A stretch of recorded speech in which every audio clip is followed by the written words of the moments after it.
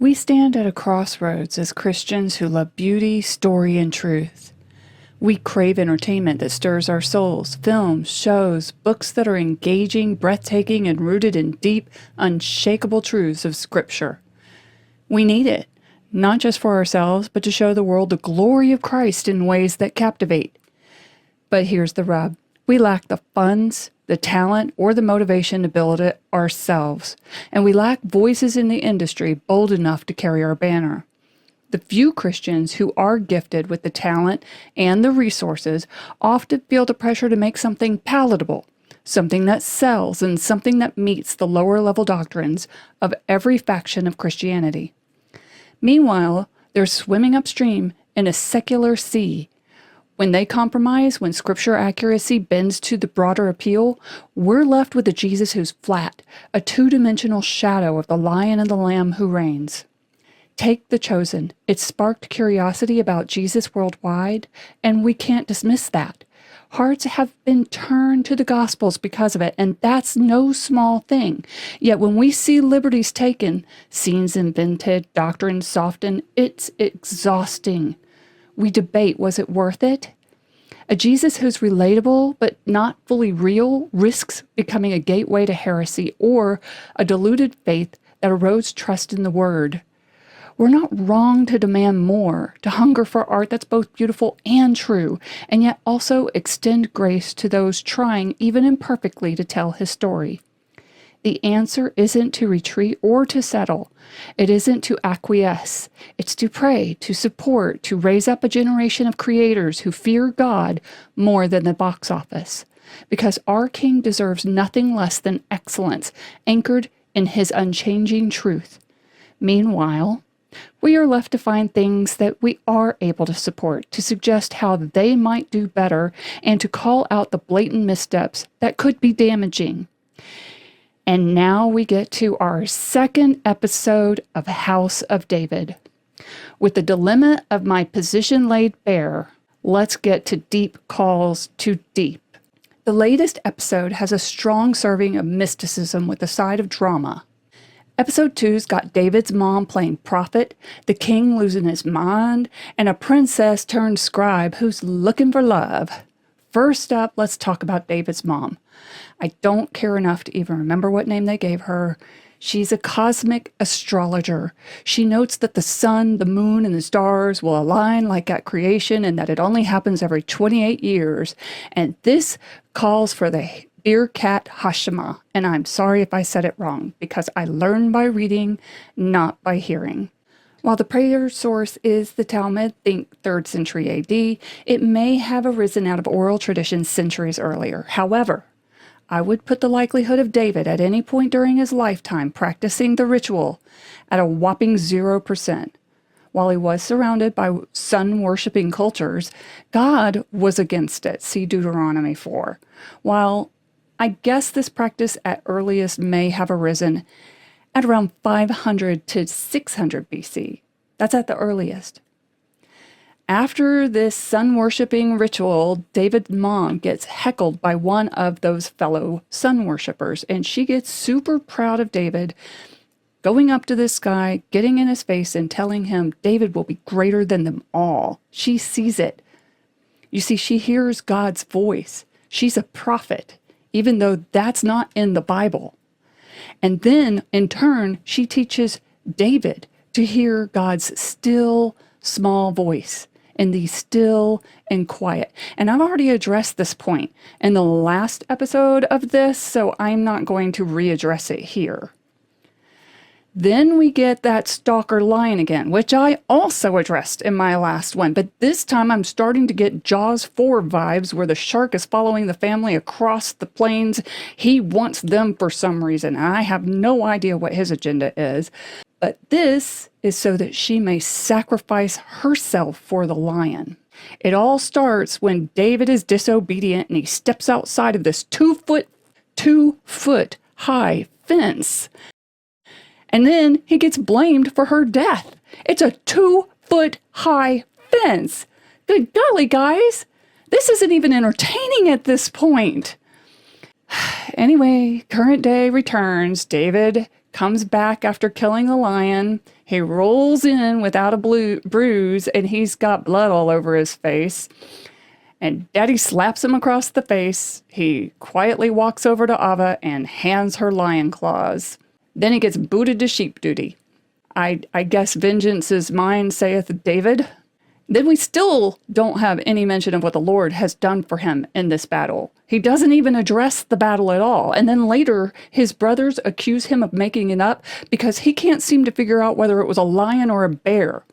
And this exchange between the brothers and David irritates me because it was a lion and a bear. And while he emphatically says that, the show itself did not show it. There's no indication that there was a bear. It almost seems like David is fabricating this up whole cloth, even though we do know that he killed the lion.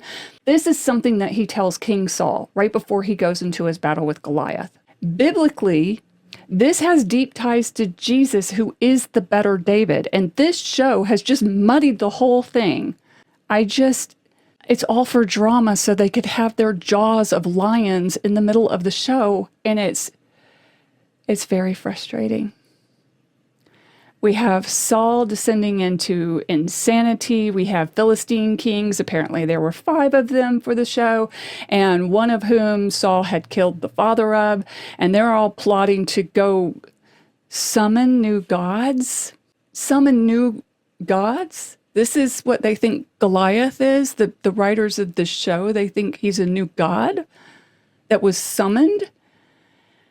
Then we have the wedding where I don't know who's getting married. I genuinely don't. But David is strumming at his lyre, and the princesses walk in for some reason. I kind of lost the thread at this point, but they show up to represent and give great speeches. I guess Merab couldn't pull off her weight, so Michael does. Shafka reagis anhan reagis andade. And Merab decides that she wants to spend this time being disgusted over the fact that there's this tradition of trading sheep for a bride. I got news for Merab. Wait till she finds out what Daddy trades her for. But if you don't know, go give it a look up right now. Pause the video. 1 Samuel 18:25. I'll even tell you where it is.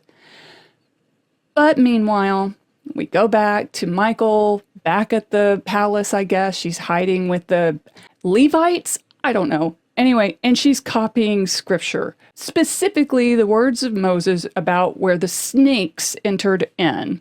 Now, this is important because Jesus was lifted up. And this lifting up, people putting their eyes on this snake that Moses put up, is equivalent to Jesus being lifted up on the cross and our eyes getting focused on him. So this is a very important scriptural reference. I don't even want to go into the depth of what happens in scripture writing back in biblical times, but it was not done willy-nilly. You couldn't just walk in and go, I would really like to get a copy of the scripture, hand over one of your copies and I'll copy it down. This was religious. This was sacred. This took immense training. It was very important. Again, the likelihood of her doing this was, I'll put it at 0%. But add to it that when biblically, David was dancing before the Lord with abandon, wearing a linen ephod, Michal despised him in her heart because she thought his behavior was undignified for a king. Her concern was about maintaining royal decorum and appearances, about what was fitting for someone of their status. She would likely see this as not fitting for a princess to do. So whatever the likelihood that she was educated enough on the law and that she would have been capable of performing this task, I'm not arguing that. What allowances even her position might have afforded her with the Levite priests, this is just a straight up weird flex for the show to take, and it's just another sense of desperation, an attempt to empower women in this story her actual lack of understanding of the law displayed in key moments throughout scripture simply make this very, very unlikely.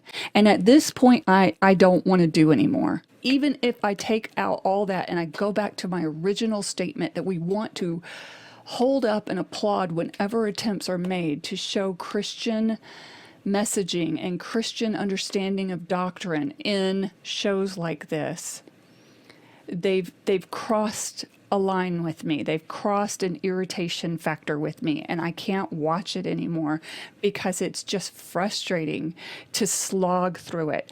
But even if I ignore all that, it's still just plain boring. It's cinematic, it's pretty, but David's mom, the weird flexes, the absurdity of the plot contrivances, and the biblical muddying, it's just, I can't anymore. I'm sorry. I want this content. I want it desperately. David is one of my favorite stories, and maybe I'll make a video about why that is. But this is just getting boring, soft, or some parts plain stupid. That's just my take. Make sure to like, subscribe, comment what you think down below. Stay salty, my friends, and may the sun shine warm upon your face and the shield protect you.